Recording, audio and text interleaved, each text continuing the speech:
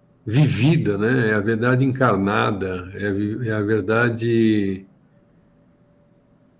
que nos salta aos olhos, é a verdade que nos faz ouvir aquilo que a gente só lia, né? Agora a gente ouve. É muito rico. Louvado seja Deus por poder nesse tempo da existência estar desfrutando desse milagre, né? Porque mais do que as pessoas terem que aceitar Jesus, como é viver nesse mundo de hoje sem esperança em Cristo, né? É assustador. Para nós traz uma agonia, uma tristeza, porque a gente vê de uma maneira diferente, né? Eu tive em Las Vegas nas minhas férias e fui conhecer Las Vegas. Eu nunca mais boto os meus pés em Las Vegas.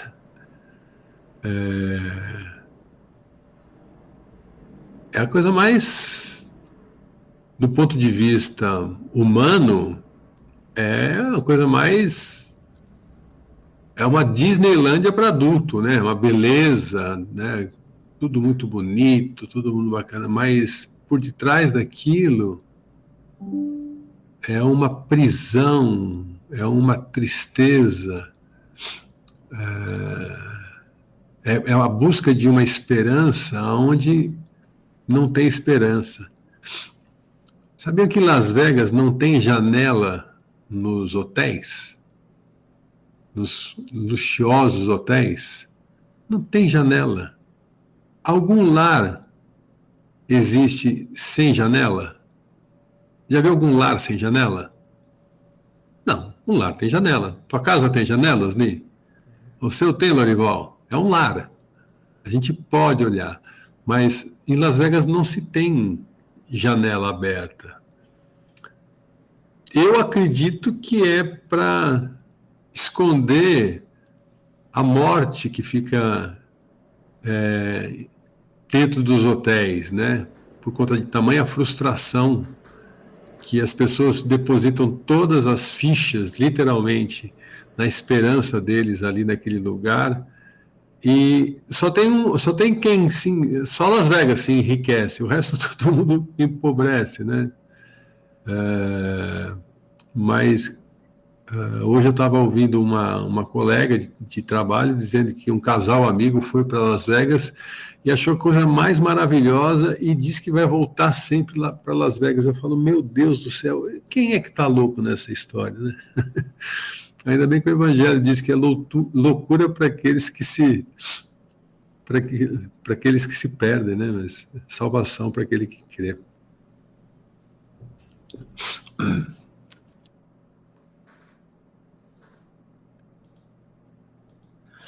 Uma coisa que eu sempre comento, na palavra diz que no fim dos tempos os dias seriam abreviados, porque a gente não aguentaria. E vocês já perceberam como o tempo está passando rápido?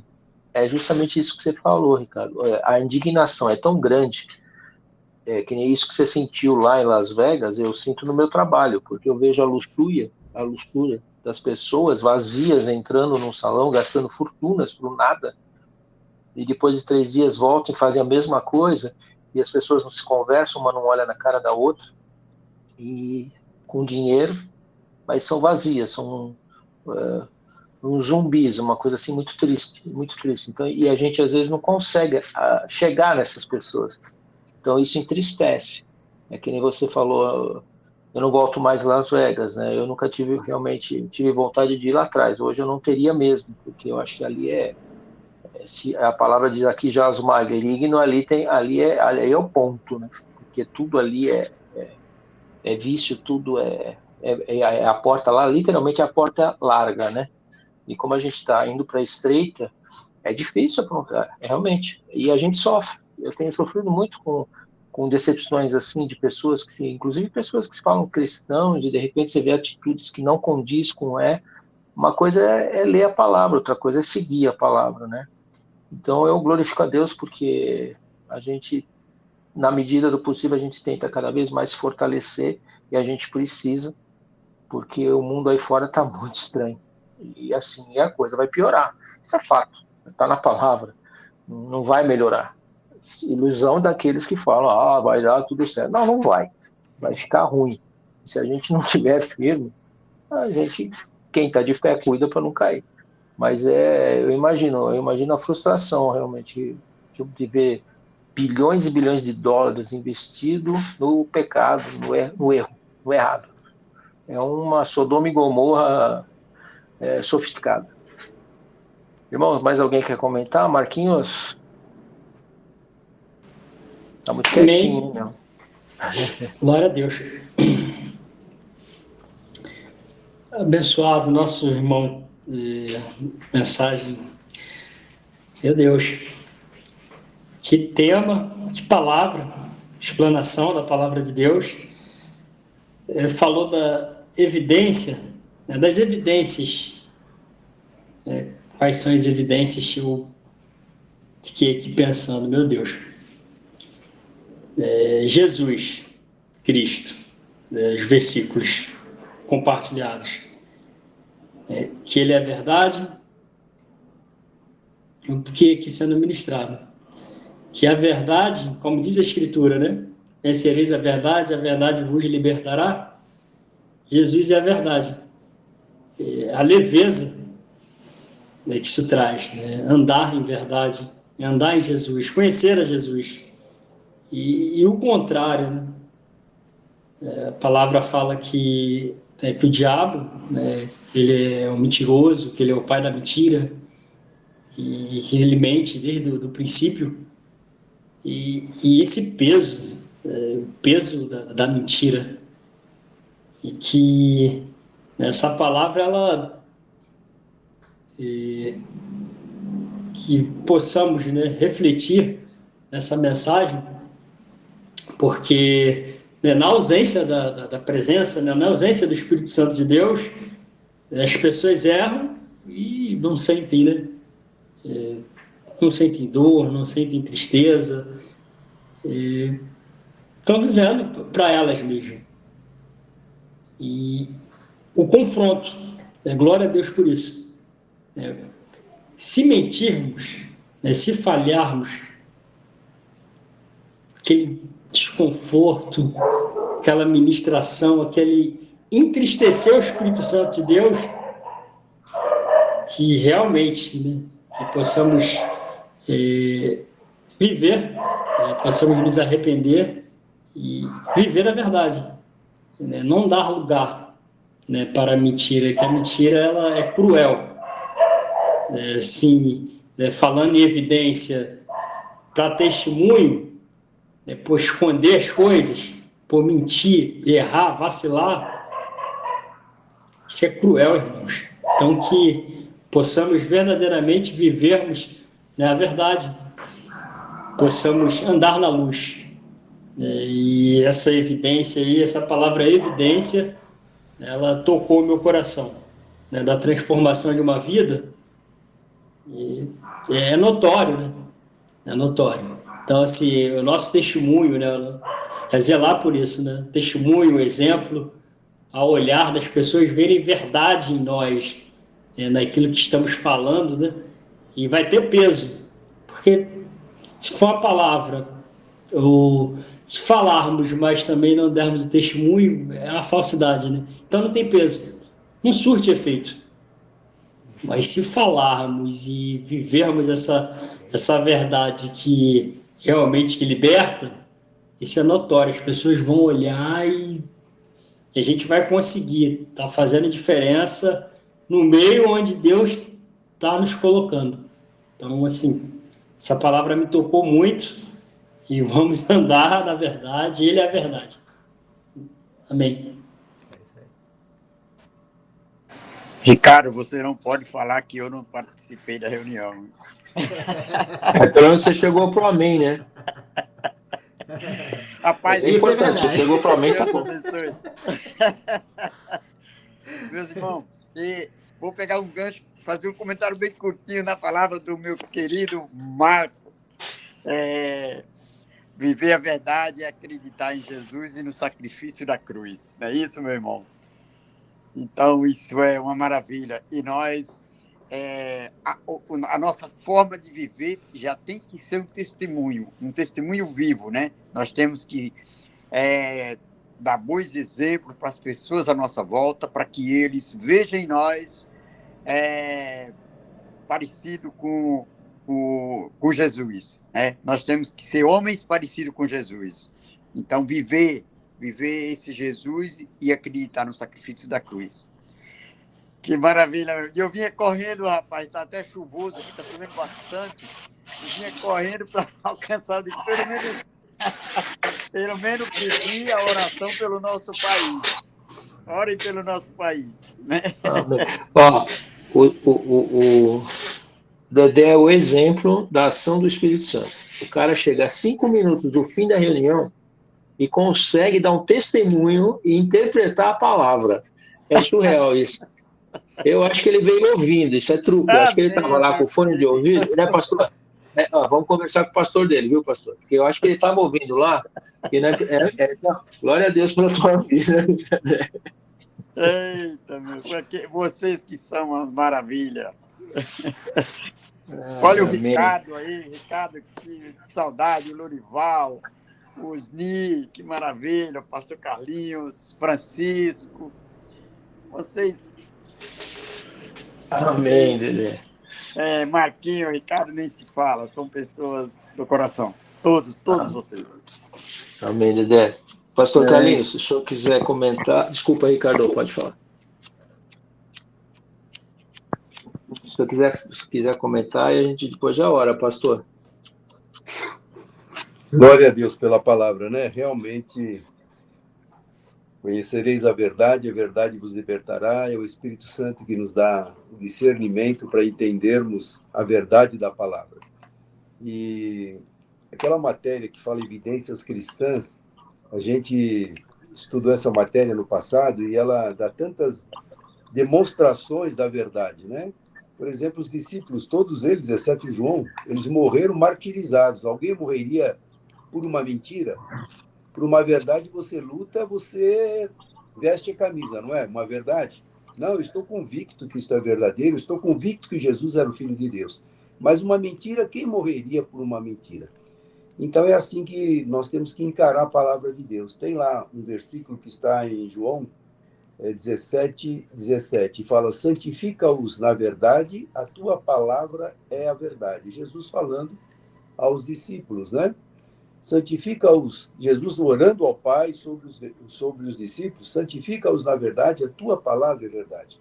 Então a palavra de Deus, ela não é um livro comum, de fato é um livro vivo, atualizado, e que atende todas as nossas necessidades. A palavra de Deus é a verdade.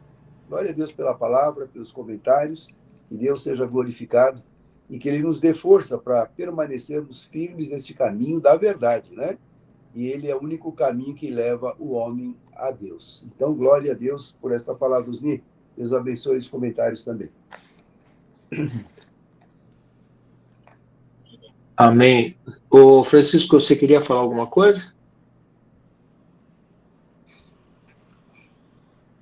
Não, não ia falar nada não, mas é que nem aqui onde eu trabalho, aqui na realidade é um lar de acolhimento para as mulheres que são maltratadas, tudo. E além disso tem mais tipo como se fosse um negócio de espiritismo, de Allan Kardec, alguma coisa aqui que eu já vi por aqui, entendeu?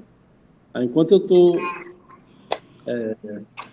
falando de Deus, a palavra, eu estou falando aqui do sector do espiritismo. Aí, já foram embora, todos foram embora agora. Aí eu venho para cá, quando eu chego aqui, eu já começo a orar e repreender. Se tiver alguma coisa aqui, já sai, assim, entendeu? Porque aqui é um ambiente que fica um pouco pesado, entendeu? Mas onde tem a luz, as trevas somem, né? Então, aqui eu sou luz e pego e fico aqui, entendeu? Os dias que eu estou trabalhando aqui. Mas é complicado, entendeu? Era isso aí que eu queria falar. E também essa palavra é muito poderosa, né? Que só a verdade, que nem a verdade é que conduz a vida e a vida eterna. Então, o único caminho é Jesus, não tem outro. Então, é isso aí. Amém. Alguém tem algum pedido de oração? Vamos orar? Então, eu tenho pedido de oração pelo o senhor José, que ele teve um AVC, né? Mas graças a Deus ele já está bem melhor, já está em casa, não teve nenhuma sequela, só a fala ficou um pouco tropa, mas já está bem melhor. Mas que continuemos a orar por ele para que Deus restabeleça ele, que ele também é um servo de Deus, entendeu? E também pela a filha da Inilcina, a Samanta, que ela também não está muito bem. Aí eu também pedi oração da outra vez por ela e eu continuo orando por ela e pedindo oração também por ela. Muito bem, vamos estar orando. Mas alguém tem algum pedido, irmãos? Então, eu queria fazer o pedido de oração pela dona Josefa, pelo Marcelo e por uma irmã, chama a Divani, que ela já trocou de hospital 3 vezes, deu um AVC nela de repente, aí ela está trocando de hospital, porque não tem quem tome conta dela, né? Mas eu creio em Jesus, que ela é uma serva do Senhor e Deus vai tirar ela daquele lugar. Qual o nome dela, Lorival? A Divani. A Divani. Mais alguém, irmãos? Pastor Gesso, o pastor Carlinho ora pelo pastor Gesso, que é o pastor principal da igreja daqui. Ele luta com câncer há muitos anos e está passando por um momento um pouco delicado aí. Vamos orar, sim, pelo pastor Gerson. Beleza, pastor Carlinho, beleza. Brasil, né, Dedé? Nós oramos sempre Sim, pelo Brasil. a oração pelo Brasil, pelo nosso país. Não vamos desistir e vamos conseguir. Vamos conseguir. Deus está ouvindo as orações. Mais alguém tem algum pedido? Eu quero atualizar da minha prima Márcia, que fez um procedimento cirúrgico, né, está também lutando aí contra o câncer, já está em casa, graças a Deus, foi tudo bem na cirurgia. Eu continuar a oração pela Sara, que é minha prima, que é aquela criança, que estava com aquele problema da pressão. Ela está no hospital, está reagindo bem, ainda não teve alta. De ontem para hoje, eu recebi até a foto dela, tá bem, foi hoje, lá conversando com os médicos, lá no escritório dos médicos, mas ainda está no hospital. E quero pedir para incluir, eu não sei o nome, mas é a esposa do Igor.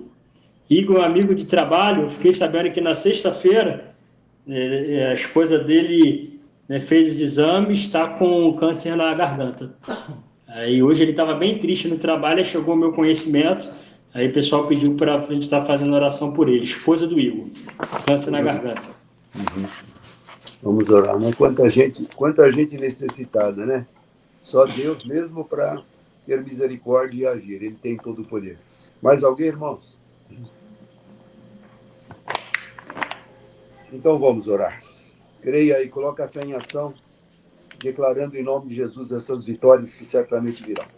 Pai amado, Deus poderoso, mais uma vez, Senhor, com muita alegria. Amém. Nós nos reunimos aqui, Senhor, nesse meio de comunicação, nessa reunião Sim, Pai amado. onde ouvimos, nos alimentamos da Tua palavra, temos também a oportunidade de compartilharmos as nossas experiências, e agora é o motivo que nós temos também a oportunidade de intercedermos uns pelos outros. O Senhor já conhece cada um desses pedidos que foram colocados aqui, mas pela fé que nós temos no Deus que tem todo o poder, um Deus que é imutável, que é soberano, que é eterno, infinito, esse Deus que tem todo o poder no céu, na terra e debaixo da terra. Portanto, nós cremos que se o Senhor quiser, está na esfera do teu querer, Senhor, mas como nós não sabemos a tua vontade, mas sabemos que o Senhor pode realizar o impossível, colocamos esses nomes no teu altar.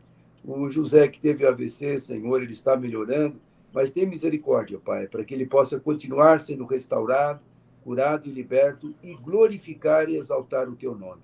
A Samanta também, a saúde dela, Pai, põe as tuas mãos ali, tu és Deus de milagre e de poder. Cabe a nós continuarmos orando, Senhor, entregando nas tuas mãos com fé, com confiança. a dona Josefa, o Marcelo e a Divani, Senhor. Colocamos essas pessoas no teu altar. A Divani é tua serva, Senhor. Tu honras aquele que te honra. Senhor, honra esta vida, que ela possa estar sendo curada para dar testemunhos, para que o teu nome seja glorificado através desta grande vitória que certamente virá. Oramos também pelo pastor Gerson, ó Deus, que está com câncer, é teu servo, que prega a tua palavra. Ó Deus, tenha misericórdia dele, Senhor, que haja ali de uma forma especial um milagre, para que ele possa ser um milagre vivo ali, testemunhando e glorificando o teu nome. Opera na vida dele, Senhor, opera com o teu grande poder, é o nosso clamor, é a nossa súplica, é o teu servo, Senhor, que está à frente daquela obra, que o Senhor possa ser glorificado através da cura e da vida dele, restaurada. Senhor, o nosso país, o Brasil, ó Deus, nós temos orado há anos e vamos continuar orando, é o mínimo que nós podemos fazer. E diz a tua palavra que a oração de um justo pode muito em seus efeitos. Somos milhões de justificados neste país. E eu sei que o Senhor está ouvindo, o Senhor está respondendo, é o tempo do Senhor, não é o nosso. Mas nós vamos continuar orando, que o Senhor liberte o Brasil da mentira, do engano, da corrupção, da maldade, da violência, da injustiça, que caia por terra em nome de Jesus. E que esse país seja liberto, perdoe o pecado dessa nação, sara esta nação, mas converte o Brasil para a glória do Senhor. Também nós oramos pela Márcia, Senhor, que fez a cirurgia, mas ela está ainda precisando, ó Deus, do teu toque, Pai, restaurador. Tu podes, ó Deus, curar completamente esta vida, e nós vamos continuar orando, porque nós queremos. A Sara, Senhor, aquela criancinha que está internada com pressão alta, Pai, em nome de Jesus. É uma criança, Senhor, é pura, Pai. O Senhor disse, deixai vir a minhas criancinhas, porque das tais é o reino dos céus. Tem misericórdia, Senhor. Opera para que os pais se fortaleçam, para que possam crer que existe um Deus soberano que tem todo o poder. Também oramos pela esposa do Igor, Senhor, que está com câncer na garganta. Opera, Senhor. Marquinho está ali, Senhor, falando da tua palavra, que o Senhor possa dar uma experiência para aquele casal, de saber que o Senhor é o médico dos médicos, que o Senhor é a solução. Portanto, ó Pai amado, opera pela tua misericórdia a nossa oração. E agora dá-nos uma noite tranquila, de paz, de repouso, um sono reparador, e o restante da semana na direção do teu Espírito Santo. É o que nós te pedimos, Senhor, e já te agradecemos, em nome de Jesus. Amém e amém. Amém, meu irmão, amém. Amém, Deus, querido. Glória a Deus. Que Deus abençoe cada um de vocês, que dê uma ótima semana a todos, seus familiares, toda a sua casa. Toda a casa. Deus abençoe. Valeu, Dudé. Maravilha. Deus, pastor Carlinhos.